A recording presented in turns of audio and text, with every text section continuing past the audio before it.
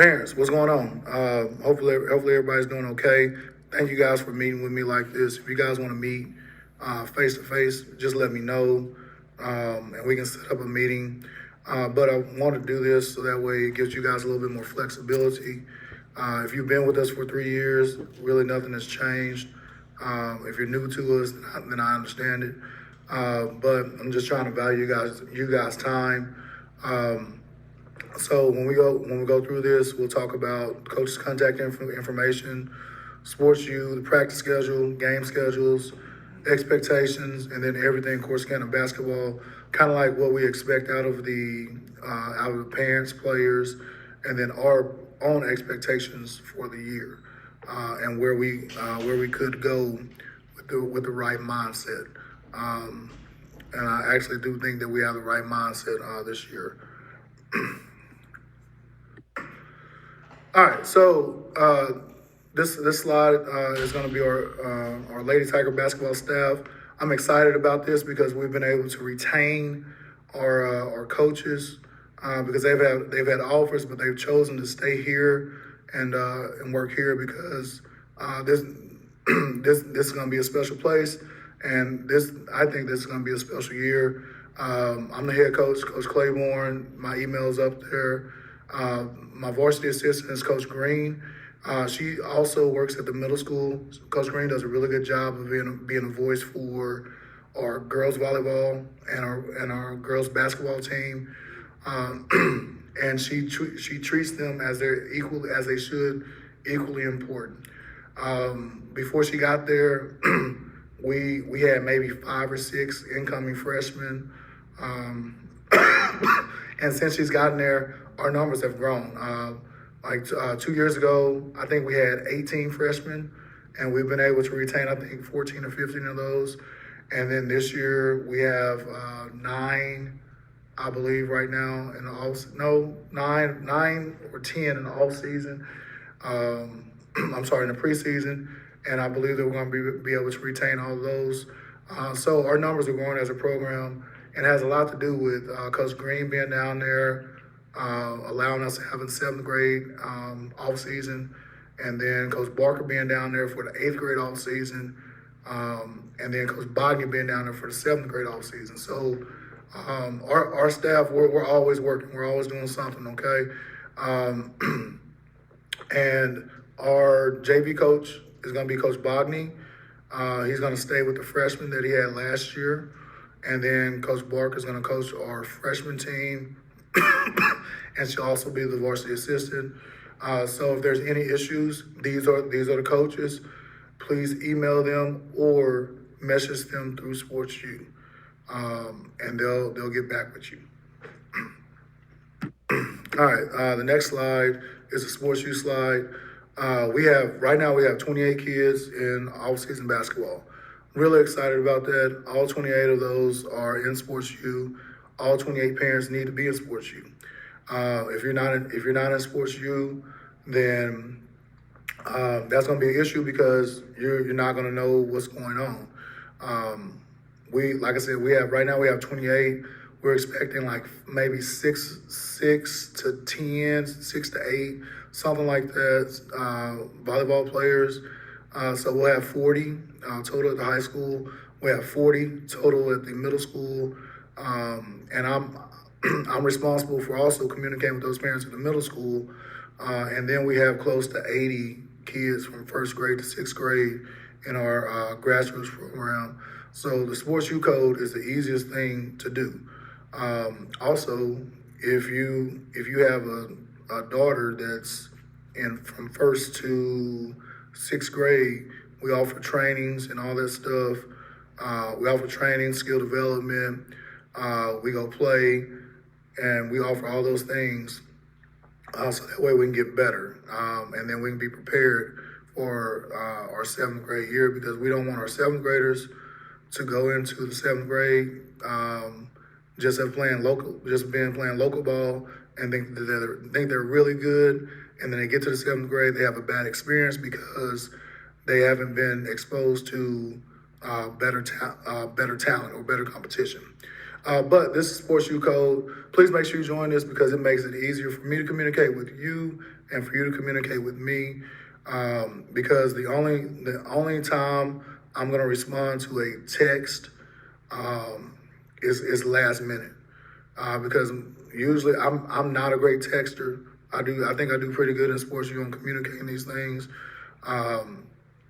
Because because it's just so many parents. Like I said, the 50 to 60 first through sixth graders that I have, then the 40 middle schoolers that I have, and then the 40 high schoolers that I have.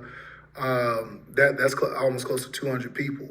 And then I can't have 200 people text me one at a time. But it's a lot easier through Sports U because when I post something, you can ask questions right there, and then either me or one of my assistant coaches can respond to it. So it makes it quicker.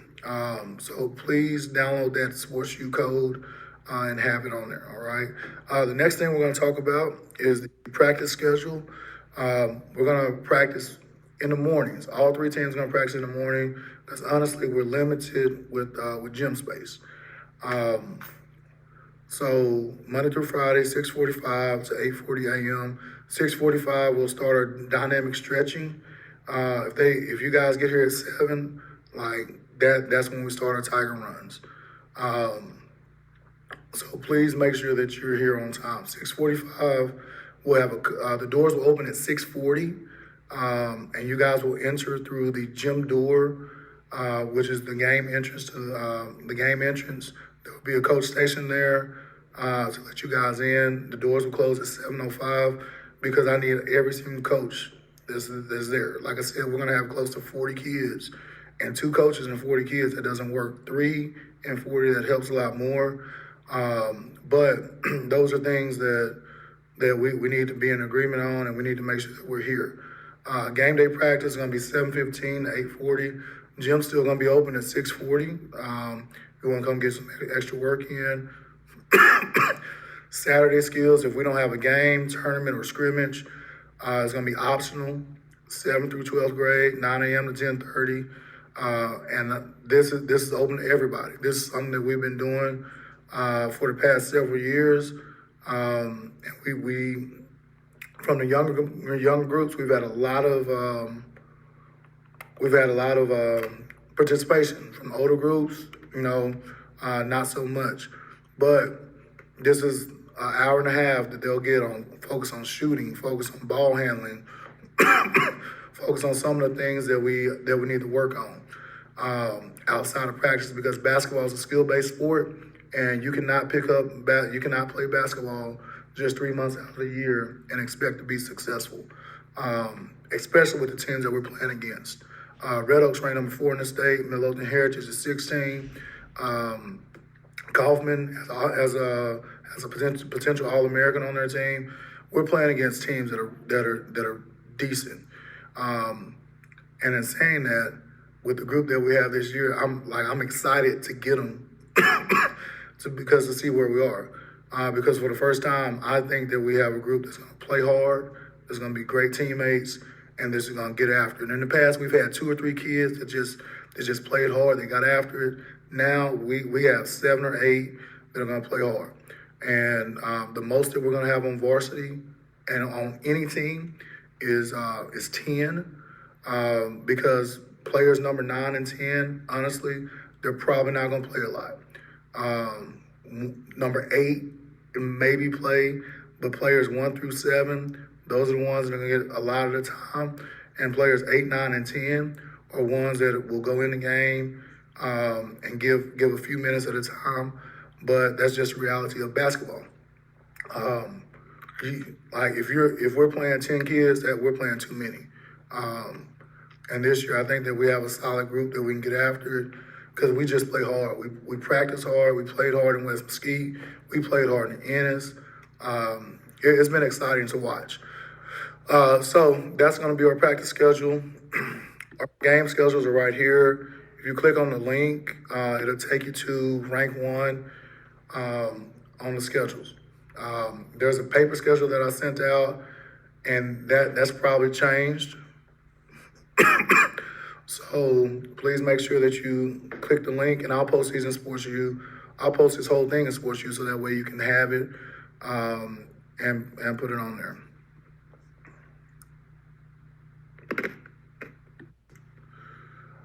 All right, so the next thing that we're going to cover is our pillars of success. The three things that we've been focused on since spring break, and then what every player is being graded on. Every player that's come to the spring workouts, summer workouts, and fall workouts, they have a report card, and there's three things that they've been graded on. One is having a great attitude. Having a great attitude takes zero talent. It takes zero talent. And having a great attitude means that you can achieve, you can play harder, you can play longer, and you can sustain it. Excellence can be sustained, success can be sustained, and we can keep it going. Great effort takes zero talent. It's the ability to try hard at all times, even when I don't feel like it, even when we've done these Tiger runs for a year now, and I don't feel like doing it. I'm still going to try my best, and that's something that's different because in the past we just haven't had that. We've had great effort, we've had great attitude, and our availability. These are the three things that are going to be graded on. And these are honestly the three things that are going to impact playing time the most. If you have a great attitude, you have great effort. If you have great attitude, that means you're probably a good teammate. You have great effort.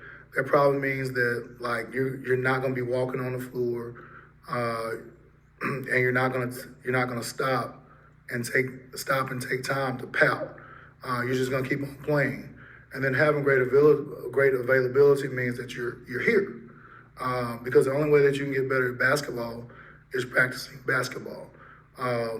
And yes, that means that you're here for the spring stuff, that you're here in the fall, and your availability matters because we can't play kids that aren't available. We can't play kids that aren't at practice. And this is the first year that we've really been able to do this because we have so many. Coach Green and Coach Bogdan have done a really good job. Coach Green and Coach Bogdan have done a really good job at the middle school, getting those kids involved and developing those skills. And I'm really excited. There's something different about this year, and it has a lot to do with the effort, the attitude, and availability of the entire program.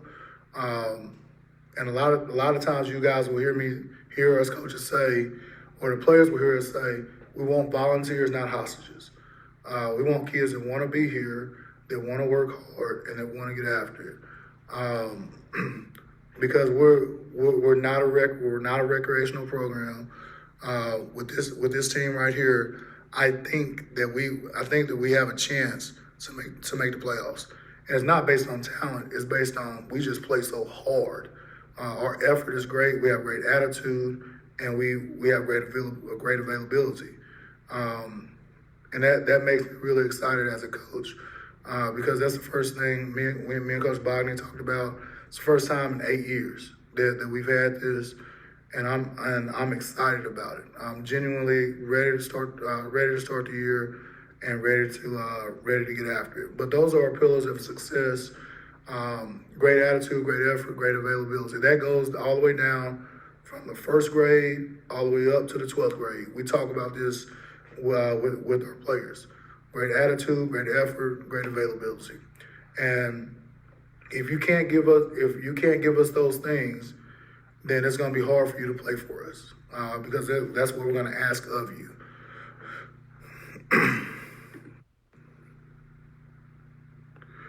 All right, so player expectations. We play during Thanksgiving break and winter break. We need to make sure that we're here for that. If you guys make the team, we'll get that to you. Grades, usually the coaches, either me or Coach Bogdan or Coach Barker, communicates with the players about their grades. And again, at Corsicana High School, you have tutoring available, you have extra credit available. It's a board policy where if you fail a test, the teacher must give you a retake. So like, if you're failing classes at Corsicana High School, it's not because of the teacher. It's not something that the teacher has done. It's something that the student has done. And a lot of things goes back to the pillars, our pillars of success. All right. In the classroom, do you have great effort? Do you have a great attitude? And then are you available? All right. And most of our teachers, if they see that you're trying hard, that you're getting after it, they're going to work with you. But it's those students that tend to have attitude, talk back. Instead of doing their work, they're playing Uno or they're playing card games. Those are the students that usually struggle with that. But I will say this: for the first 9 weeks, we had 100%. We had a 100% pass rate, and in the 3 years that I've been here, that has not happened. In the 6 or 7 years that I was here with the boys, that has not happened. So we're going to celebrate that because that's an awesome achievement. Game behavior. Parents, please don't complain about the officials.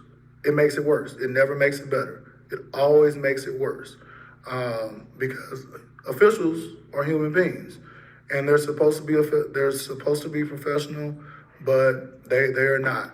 And if it gets down to the point where you're complaining about the officials, we're just gonna sit your daughter down, win, lose, or draw, and just move on. Because parents complaining about the officials, coaches complaining about the officials, it's never worked. This is not the NBA where or college where you get a technical foul and then you get thrown out of the game for having your players back. It don't work like that. If I get thrown out of a game, I have to go to Austin and I have to pay a fine.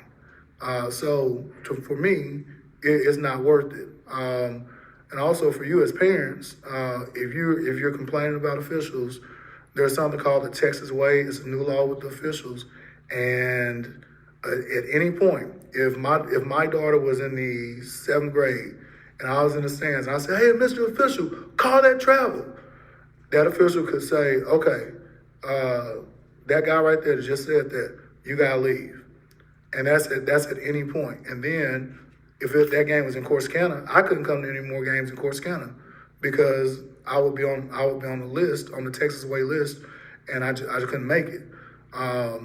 So I'm sorry. That's away games too. So please be smart about what you say. I understand we've had some bad officials, but it's never cost us the game. All right, what's cost us the game is me not calling timeout when I need to call timeout, or us jogging back on defense, or us arguing with each other on defense, or not making the right read, not being able to shoot the ball. Those are things that loses games, not the officials. And it's really lazy to blame the officials for a loss. It's lazy, and it's the easy way out. It is, all right. Riding the bus, all players are going to ride the bus to the game. If you want to leave, please make sure that you fill out a CISD travel release form, and you must ride with your legal guardian, not your cousin, not your aunt. If that's a situation, if you have to ride with somebody, that needs to be clear with the athletic director. The girls' athletic coordinator beforehand, so that way she knows what's going on. And then the next thing, injuries. Please make sure that if you get injured, that you go see the trainer. We're never going to stop somebody from seeing the trainer. Go see them, go talk to them. If there's something going on, they'll take care of you.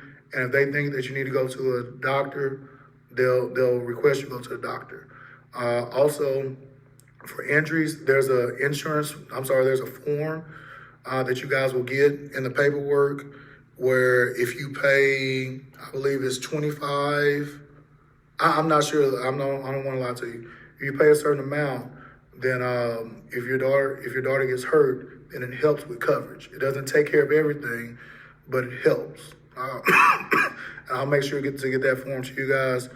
The next thing we'll talk about is excused absences, illness, family emergency, STAR testing, college visits.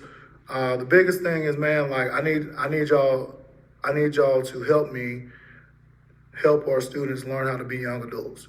If they're gonna miss, they need to communicate. And it can't be 5 minutes before practice starts, because today is Monday, October 20th. We already have our practice plan for Wednesday, Thursday, and Friday. So if they're if they're not there, then it throws off our practice plan. And we need to know as soon as possible so that way we can adjust. But the biggest thing is just communicating with that. And you can miss for UIL competitions if you're in band, and then other emergencies. You can miss for those. But the biggest thing is just communicating and being open to that, so that way we understand. If there's an issue with custody, I'm not arguing with the court. If a parent has custody over Thanksgiving break, I need to know. If a parent has custody over Christmas break, I need to know. I don't need to know all the details. I just need to know that, hey, like, they have to go during this time, because, like, I get it. I understand it. And I'm not going to argue anything with the court, because if I went to court, it wouldn't work out for me. All right. So the next thing we're going to talk about is really the other 29 minutes. There's so much more to basketball than scoring. There's so much more to basketball than scoring. I tell my daughter this all the time. There's so much more to basketball than scoring. All right. Scoring is one part of basketball. What kind of defender are you? Because we ask our kids the same thing. What type of rebounder are you? All right. What type of teammate are you? What type of passer are you? What type of dribbler are you? When people scout you, are they going to see you being able to use your right hand and your left hand? All right. Or they're going to sit on your right hand and make it go left. All right. That is not a Coach Claiborne issue. That is a player issue that needs to be solved, because we only spend so much time with you guys.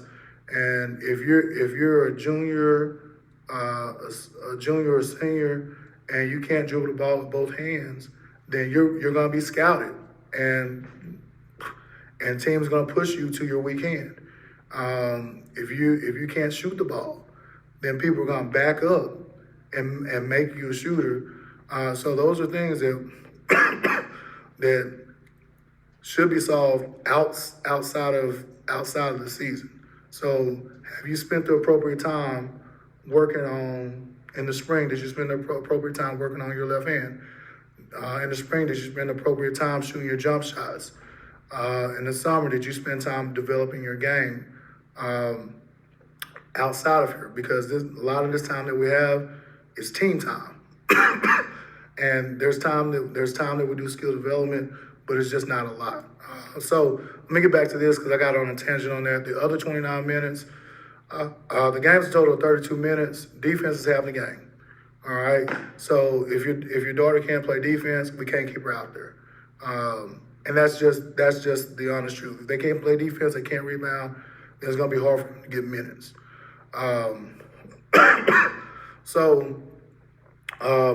About every game, the average player touches the ball about 3.2 minutes, 3 minutes and 20 seconds. A lot of that is what parents, what fans focus on. Oh, did my baby make the shot? Did she catch the ball? Did she make the right pass? All right.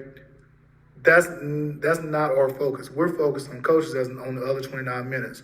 Did she cut hard? Did she sprint through her cut? Did she set the screen like she was supposed to? Did she sprint back on defense after she turned the ball over? When her teammate passed the ball, and and I'm sorry, when her teammate passed the ball and she missed it, did she just sprint back? All right. When she got obviously fouled, did she look at the official or did she sprint back? Like, because like basketball is unlike any other sport. Like, there's no stoppage. We don't have time for pouting. We don't have time for people to stop, because that stoppage leads to a 4-0, 6-0 run, 8-0 run at times, and it just can't happen. And that's why I'm excited about this team, because we haven't seen that. And we played in the spring, we played in the fall. I'm sorry, we played in the spring, we played in the summer, and we played in the fall. We haven't seen the stoppage, and that's what we're excited about, because if we turn the ball over, we sprint back. It's a dead sprint back, and there's no complaining or anything like that. It's been really exciting. But these are the things that we're going to focus on as coaches. The other 29 minutes, the defense, the passing, the cuts, the screens. Are you going to settle? Because something that we talk about on defense, we don't switch screens. I believe for the longest, switching is the laziest thing that you can do on defense, because you're giving the defense an advantage when you switch. So we're going to talk about getting through screens. Did you get through the screen? All right. Are you executing the game plan?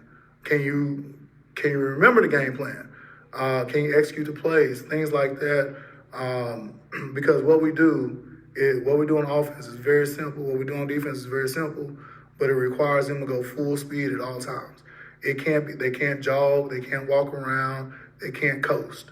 And I'm kind of glad that we've kind of graduated from that stage, because the kids that we have now, they get after, they play hard, and we haven't had any issues with that this year.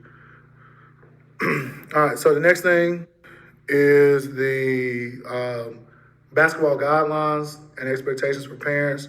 The biggest thing is respect of officials, teammates, and then other teams. At any point in time, I feel like a player or a parent is being disrespectful to a student, I'm not gonna argue. I'm just gonna sit your player down, and then we're just gonna move on from that, because we don't have time. We don't have time for that. That's something that's something that we need to move on from. If you're upset about something the coach does, please just communicate with the coach. And that communication goes through SportsU, not through text. It goes through email, not through text. If you feel like I'm not listening to you, then that's when you need to contact Coach Anderson, and we'll figure things out from there. So one of the things that we talked about on this, I'm not going to insult your intelligence. You guys will get a copy of this and a lot more papers.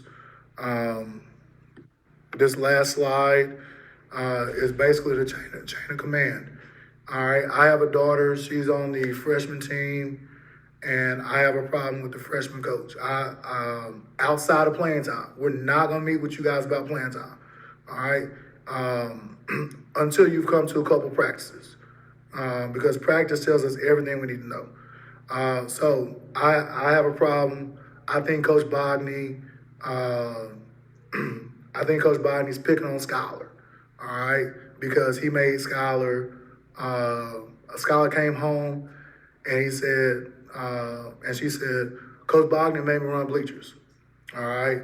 So what I would do is I would message Coach Bogny on SportsU, and I was like, hey, can you give me a call? What's going on? And then I would call, Coach Bogny would call me and say, hey, I'm just reaching out. What's going on? And I said, well, Skylar said that you made her run bleachers. And then Coach Bogny would say, well, did Skylar tell you that she was late getting out of the locker room, she didn't have the right practice gear on, and she had her jewelry on? And then at that point, I'm like, how many bleachers did you run her? And he'll say, I ran her 5, you should have ran her 15. All right, and then that's the end of that conversation. If it's something more, if y'all can't come to agreement, then that's when you guys come to me. And then we'll meet, me, you, and Coach Bogny would meet. A parent Coach Bogny and me would meet.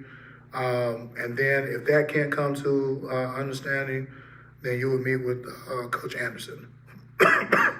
And again, after the game, please do not address a coach about anything after a game. We will follow up a 24-hour cooling period. So if you want to talk about anything like that, wait 24 hours, unless it's just urgent. If we need to talk the next morning, we can, but not the night of the game. It can't happen the night of the game because it's just not going to be good for anybody. You're going to be upset. The coach is usually upset, and then we figure it out. But I will say this: the most problems I've ever had, the most parent meetings I've ever had is when I was at a different school, and I was coaching boys, and there was a freshman that came from football, and this freshman he was super athletic, but we all knew that he knew, his parents knew, the coaches knew that he was not playing basketball next year. He was just going to do it his freshman year. He was doing it just to pass the time. So what I would do as a coach, I said, okay, well, look, if you're just doing this to pass time, you can't have a bulk of the minutes. You can't, you can play in spots, but you can't play all the time because we got to develop the kids that are the kids that want to play for the rest of their career. All right, for the rest of their high school career, and it ended up being an issue, and it ended up being a big issue. And we had a lot of parent meetings about that. But I was very thankful that my head coach supported me during that time because he said, "Yeah, coach, we know this kid's not playing. He can get minutes every, when you get him in there. But we need to focus on the kids that are going to be here." And that goes back to what I was saying earlier, the availability. We're going to play kids that are available to us. We're going to play kids that have chosen us. And if you're in another sport, that's not going to count against you. But at some point in time, the spring, we have to go with the kids that have been here with us the most time. Because there's some seniors that we've spent close to 500 hours in the gym with. There's some seniors that we spent close to 100 hours in the gym with. There's some freshmen that we spent close to 500 hours in the gym with. And those kids that have the most invested time, we're gonna play because they're gonna show up to everything we do. But going back to the story that I had, that kid, he's playing for Clemson. He plays football for Clemson right now, and never touched a basketball again after basketball season, like he said it was going to do. He's probably going to end up playing in the NFL, and him and his family hate my guts, but it's still the right decision. If a kid knows they're not going to play past their freshman year, then as coaches, we're going to focus on the kids that want to play. Yes, that kid's going to get a few minutes at a time, but we got to focus on the kids that want to be here. So, guys, if you have any questions or anything like that, please let me know. Again, hopefully you guys enjoyed this version of this. Instead of having to come sit down, you guys can watch. You guys can watch this through SportsU. If you have any questions, please email or contact me through SportsU. My email is in the first slide. And again, I'm really excited about starting this year. We have a really good I think that we're a playoff team. I do. And it's because those three things that we've talked about, our three pillars, our efforts outstanding. That's one thing that you're going to notice about this team. In the past, we've had 2 or 3 kids that plays really hard. This year, like I said, we got 6 or 7, 7 or 8 that play really hard. And that's going to be our standard, all right? Our effort, all right? That's the one thing, great effort. If you have great effort, you can get minutes for us, all right? You have a great attitude, you can get minutes for us, all right? And then if you have great availability, all right, meaning that you're available, that means you can get better, you can get minutes for us. If any of those 3 things are missing, then you're probably going to struggle getting minutes for us because the standard is the standard, and we're not deviating from it. Thank y'all. If y'all have questions, again, email me. All right, have a great day.